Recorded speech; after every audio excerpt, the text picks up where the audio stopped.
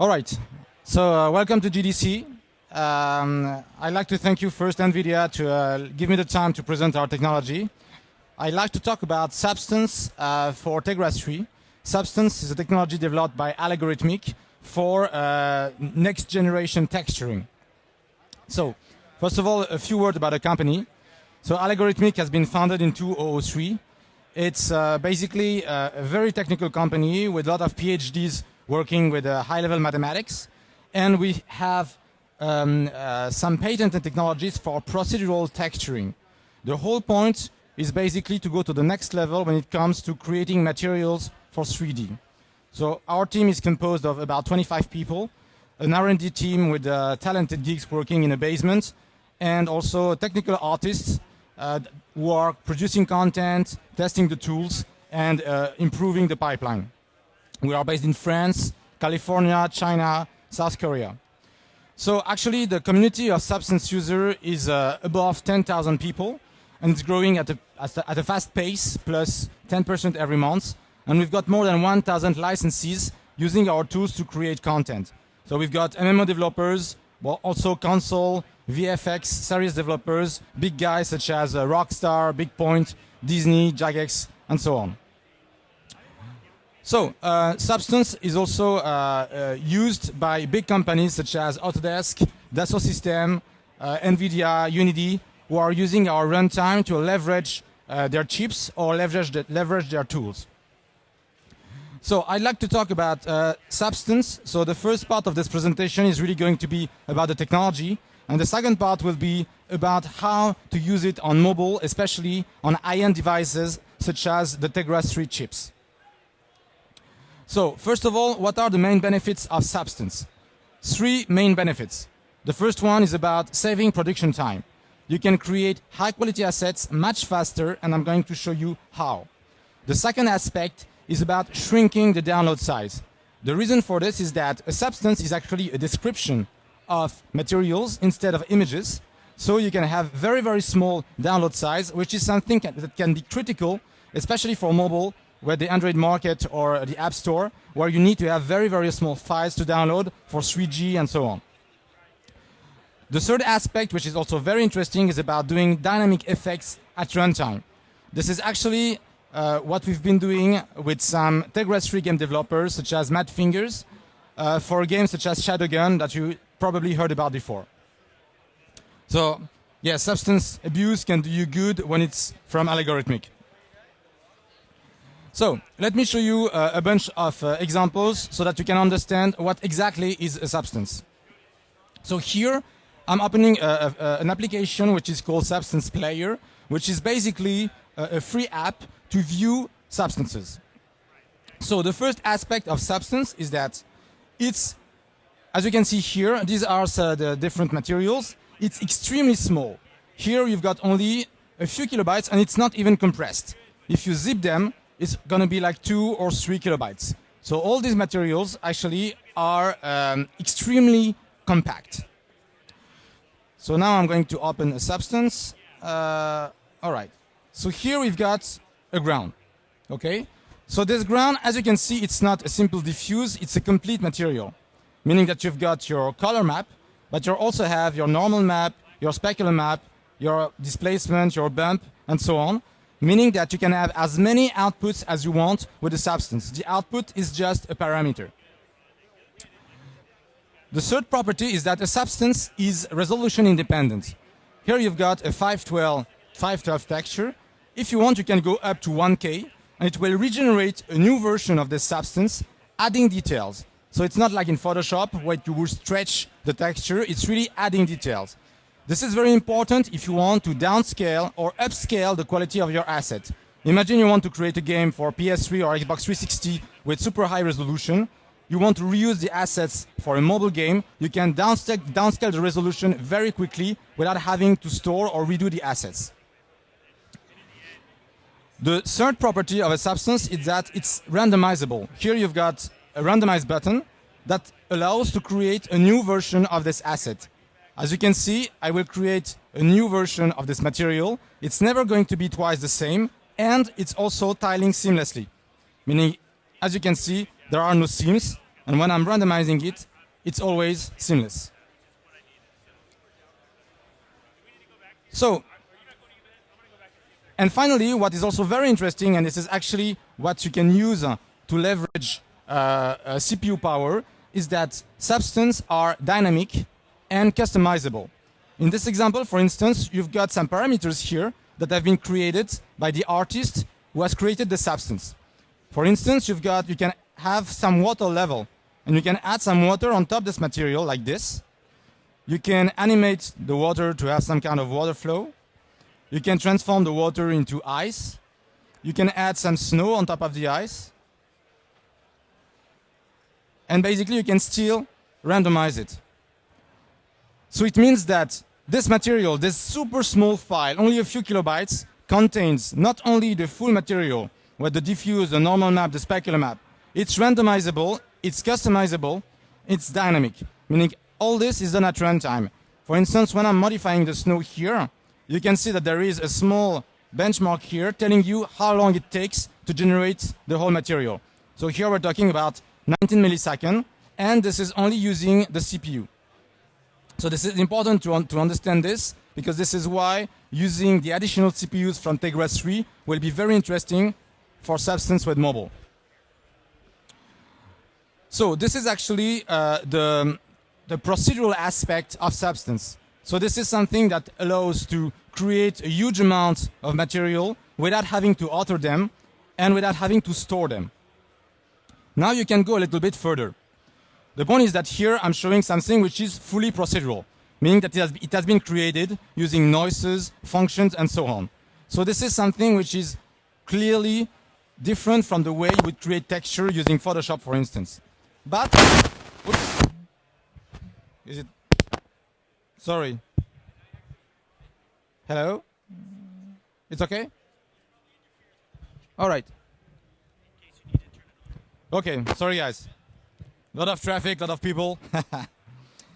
Okay, so now I'm going to show you the next step, because the point was to say, okay, how can you integrate Substance in traditional pipelines? One of the things that was really important and critical was to be able to use existing images. So I'm going to show you here another substance which is called bitmap to material. So bitmap to material is a substance, but the difference with the previous one is that it has a bitmap input. It means that here I'm going to take an image, an existing image. So here nothing to do with the technology. These are images from Google Image, taken with a digital camera or photoshopped images. So here I've got, for example, a rock image. What I'm going to do is drag and drop it inside a Substance player, and it will automatically create a full material, meaning that from the diffuse map, it extrapolated the normal map, the specular map, the bump map, the ambient occlusion, on and on. And what is really interesting here is that these maps have been generated at runtime, meaning that it took 100 milliseconds, 200 milliseconds to create all these maps, instead of waiting for 10, 20, 1 minute to create them, and it preserves a very high quality. The second aspect is that here, if you look at this diffuse map, you can see that it's not tiling seamlessly. If I'm making it tile, you can see all the seams in here. So we also have an automatic tiling system, meaning that here I can do an offset and it will automatically remove the seams. What it does here is exactly what it would be done with Photoshop, but it would take 30 minutes, because not only it will remove the seams on the diffuse map, but also on the normal map, the spec, the height, and so on. We also have another tiling method, which is the splat method.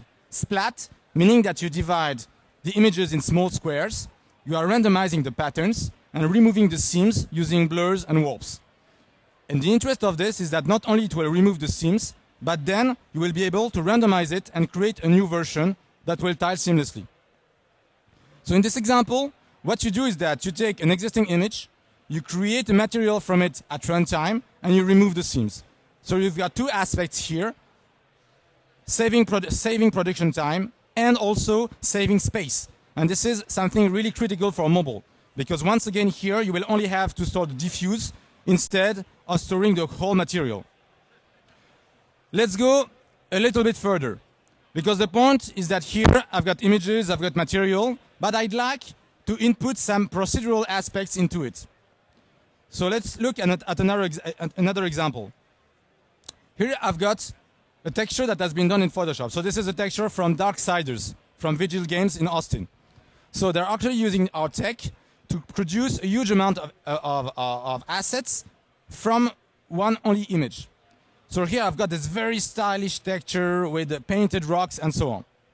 So here I'm going to open another filter which is called Hand Painted Booster.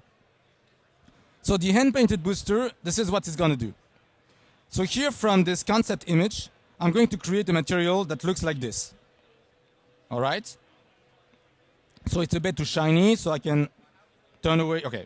All right, so I've got here now this rock texture that looks much better in a 3D environment. I can randomize it, as it's a substance. And most interestingly, here I've got a parameter which is snow. So with this snow parameter, what I can do is add snow at runtime on top of this existing texture. Then I can make it smoother, I can make it softer, like this, and it's still randomizable. What's interesting here is that I just used a JPEG image. I transformed it into a material, I removed the seams, and I added some procedural snow on top of it at runtime, only using CPU. So as you can see, it's really a way to automate a lot of process that would be very tedious to be done in Photoshop, and also unleash runtime effects that would need shaders and a lot of technicity to be done. So now that you see this filter, I'm going to show you the use of this filter in an actual game that is developed for mobile. So I'm sorry I don't have a tablet with me, but I can assure you that everything that I'm going to show you is designed for mobile and is working exactly the same way on mobile than on my laptop.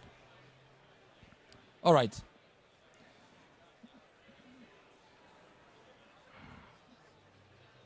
So most of the demos I'm going to show you are using Unity. The reason why is that Unity has licensed our runtime, and the runtime is embedded natively and for free in all Unity builds, including Unity Free. So most of our demos are done using Unity, but you should know that we are also have a code integration for UE3, for Gamebryo. Basically, we can work with any engine, including in-house engine. Here, I'm using Unity because it's obviously a very good engine for web game and mobile game. So, let's start the demo. So this game is currently under production. It's not released yet. It's called the Gunsmith, and it's a game produced by a studio near San Francisco called Fractive.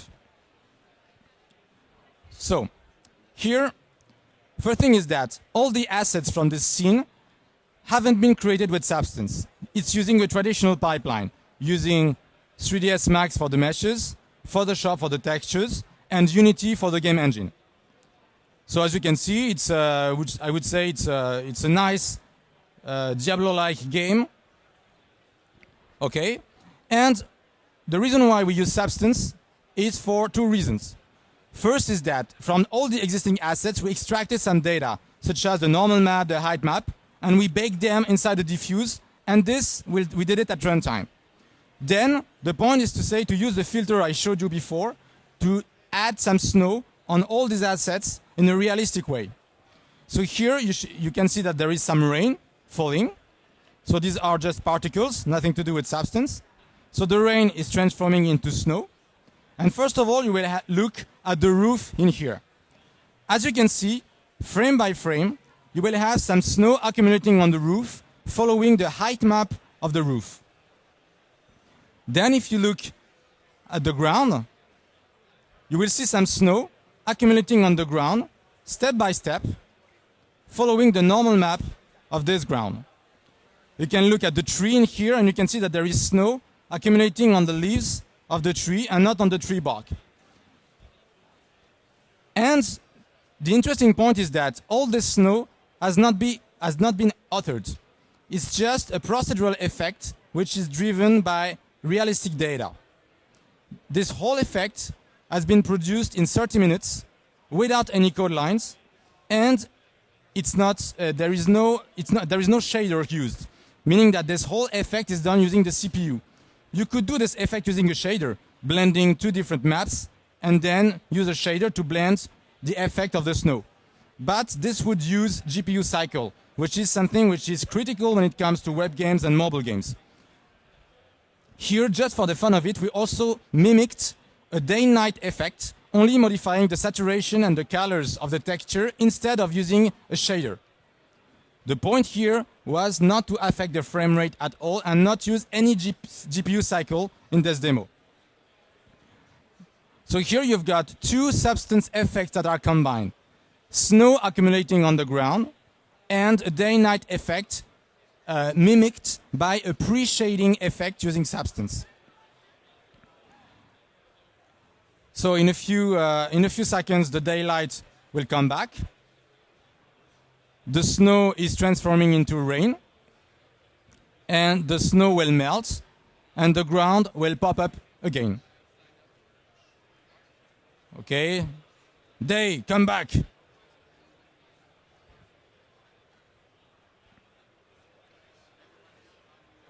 All right, so now you will see the snow disappearing step by step and revealing the grass over and over.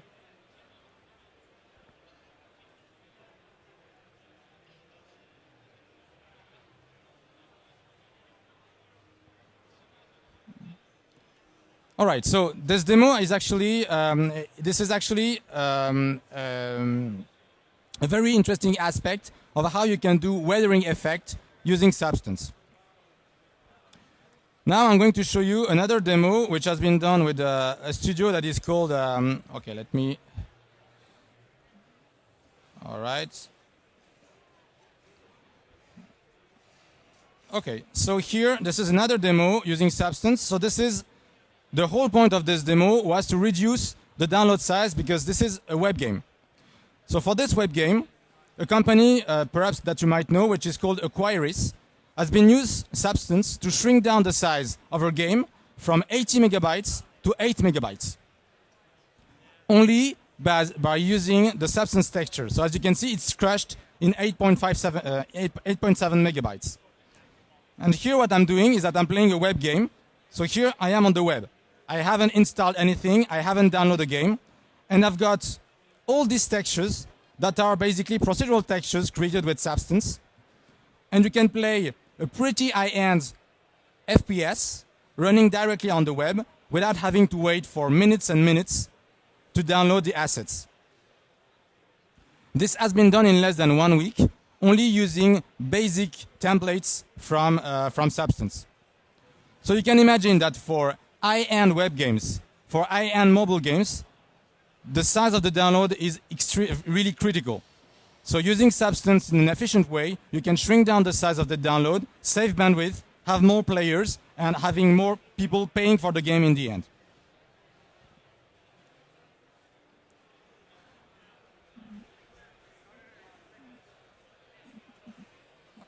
All right.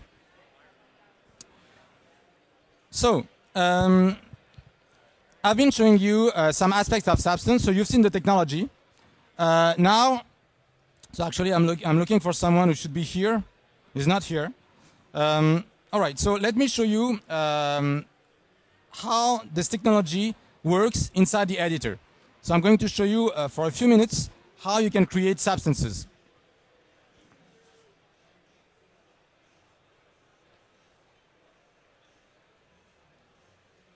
All right, so Substance has an authoring tool which is called Substance Designer. So Substance Designer, you can consider this as like Photoshop, but for textures, really an environment which is dedicated for texturing. The whole concept is that when you're creating material currently, when you are using 5, 6, sometimes 7 different software to create your materials.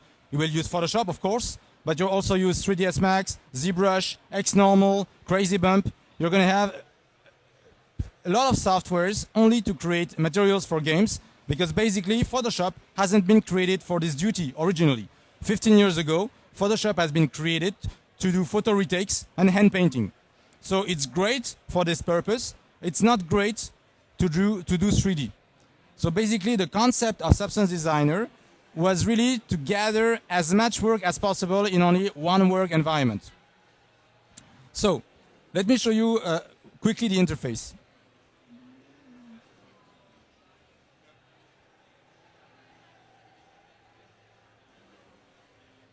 All right. So you've got here a 3D view, which is obviously a mandatory if you want to work in 3D. You've got here a graph view, which is basically where you are creating a material. So as you can see, it's a node-based interface, a nonlinear interface, which makes more sense when it comes to 3D.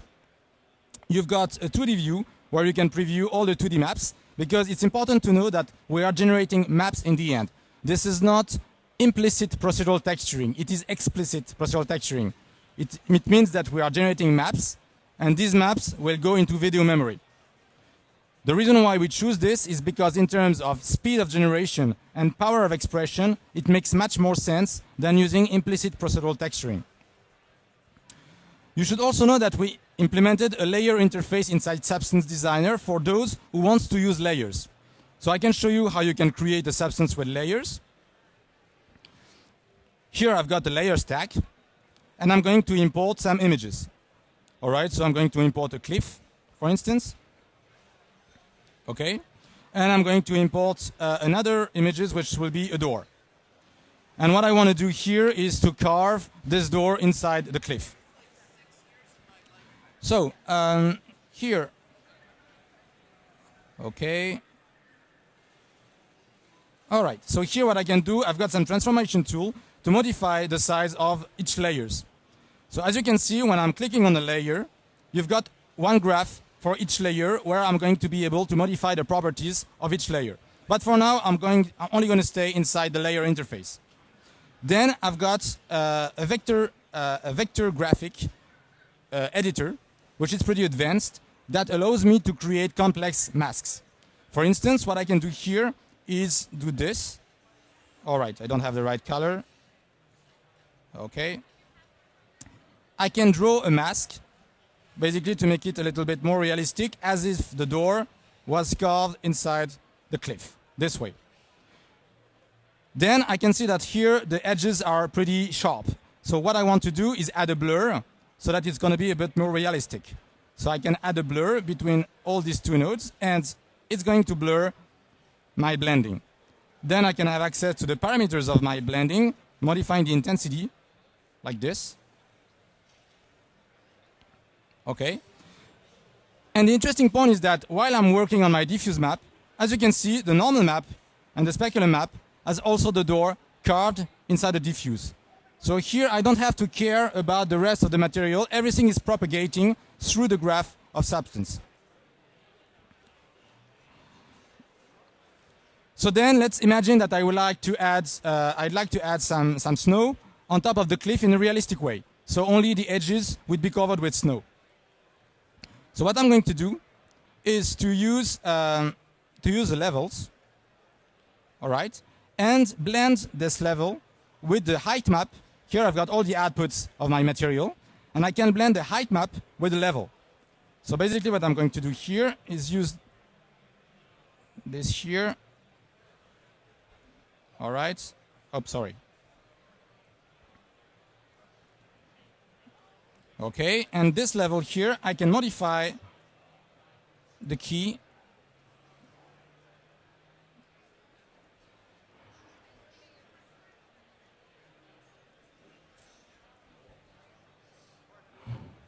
Okay, so here I've got now a mask that will basically drive my snow using the height map of this cliff. So then I'm going to blend it with a uniform color. Okay, so I'm just doing something very simple here, just changing the color to white.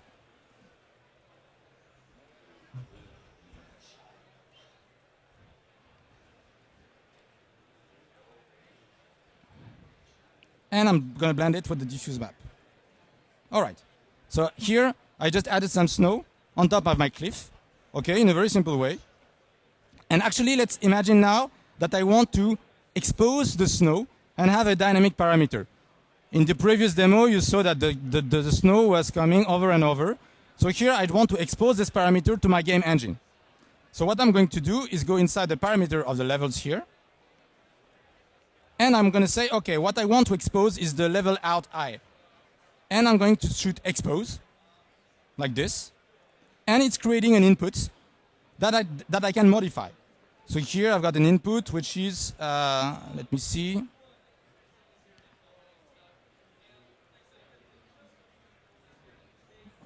All right, it's called level out high. So as you can see, I can modify the min value, the max value, put a new label, and so on. So now, let's imagine that I'm finished with my asset. I'm good with it. I'm going to save it as save it as my cliff with snow. Okay. And what I can do too is publish it. Publish it means that I'm going to create a SBS archive file. SBS archive means it's a compiled format that will be readable inside 3ds Max, Maya, Unity, your game engine, and so on. So here I'm publishing it. And if I'm opening this Substance file in Substance Player, I'm going to have my cliff with the snow and a parameter here, which is the snow that I can control with this slider. This slider is an XML code line that can be hooked inside your game engine to drive the dynamic parameters. So I'm not an artist myself, I'm not even technical, but as you can see, I can very easily create dynamic effects at runtime that can be used in your game engine. So now let me show you a few examples of games running on Tegra 3 that have been using Substance for runtime dynamic effect. So I've got a bunch of videos showing Shadowgun, so I would say one of the flagship product for Tegra 3. All right, so first effect is here. Okay. Oops. Oops. Sorry for this. Hello? Yes. So as you can see here in the cover, when you're shooting at the cover, you can see cracks, bullet holes appearing. And this was only in the Substance version. So we took the existing assets and driven by external events, you will have some cracks, bullet holes appearing to basically make it more realistic. Another example inside Shadowgun. Okay, so here you've got one of the boss of Shadowgun. So basically this is already looking pretty good. But as you can see, the texture is pretty flat. It looks, I would say, like a good PS2 or Xbox game.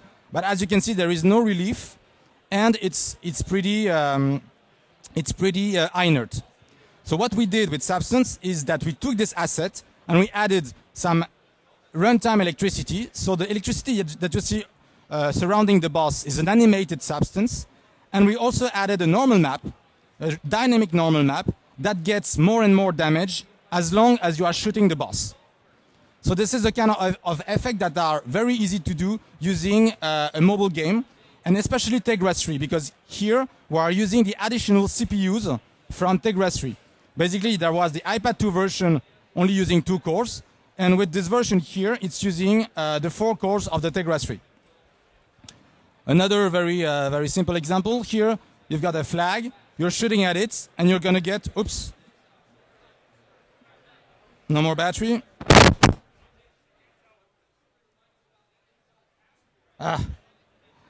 My charger is not working for some reasons. Okay. Another example here is when you're shooting at the water, you will see the slime or something. You will have the slime reacting to the shooting. So this is not a shader. Once again, the whole point is that it's only using CPU, so no impact on the frame rate, no impact on the GPU cycles. So, I'm